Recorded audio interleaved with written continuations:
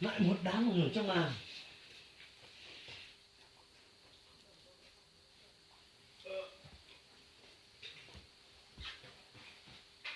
Chị Tuấn à, chị Tuấn thấy người em in lại. Để cho bỏ.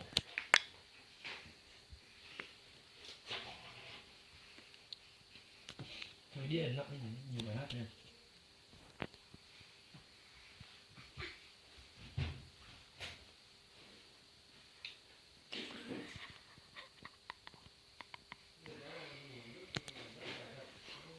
Rồi ngủ được một giấc khỏe.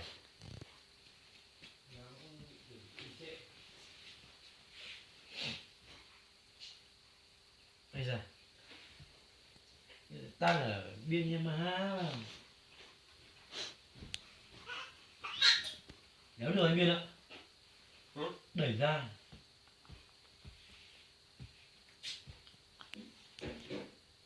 Hơn cả hàng độc quyền.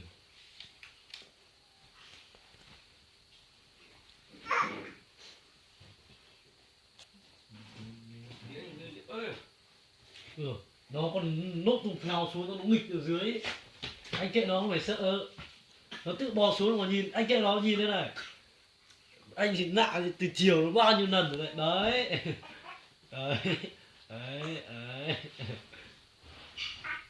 Đấy. Chỉ sợ ở trên giường xuống thôi, đâu ở trên này xuống quen rồi. Anh là Vũ cũng bắt chiếc kiểu này anh biết ạ. Anh nhìn có giảm Vũ chưa? Cũng bắt chiếc kiểu nào phải của ông Hảo.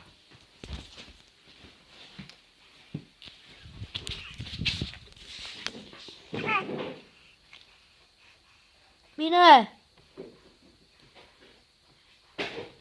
Thu thế này.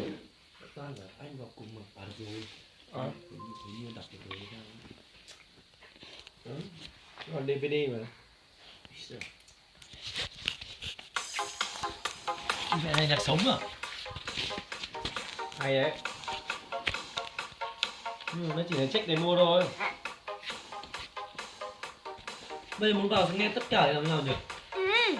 Mà chạy ấy, đang chạy tất cả rồi đấy. Đấy, nó từng check một rồi. Đúng không? Bây giờ muốn lấy ra lấy gì? Đợi đi.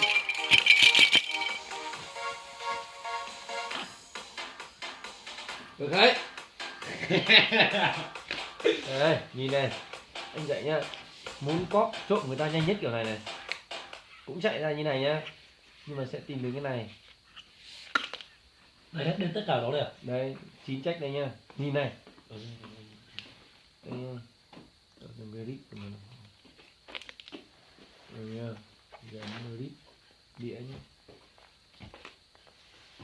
Còn là cái này nó cũng không quay lại. Nhìn này. Nó còn rít đĩa đâu đây. Đây. Wow, rip CD này. Là gì đấy? Nó cóp tất cả đĩa. Có là máy mình á? Ừ. Nếu cứ chạy là nó có vào à? Ừ. Không chạy là không có à? Đây này. Không. Vẫn có bình thường. Vẫn đang có này. Ấn rip đấy này, nó sẽ như này. Như quyết định là mình chạy ra cái này. Từ nghe bài khác đi. Nó là in ra cóp mà kệ nó.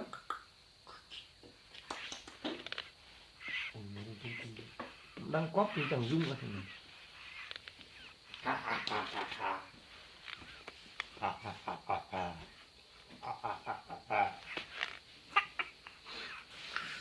Chỉ 45 phút. Ôi dồi. Mỗi bài 6. Ông Vũ ông ấy quay phim ông ấy để gặp kia.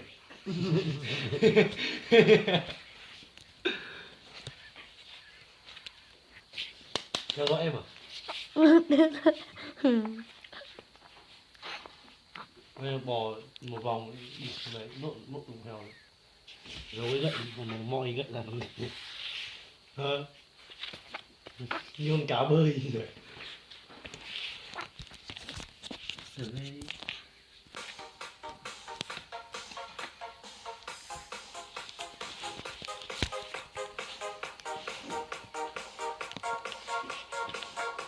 Theo dõi em Bin.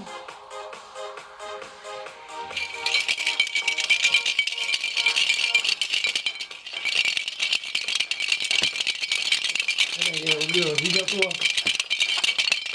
em mình để cho nó video rồi.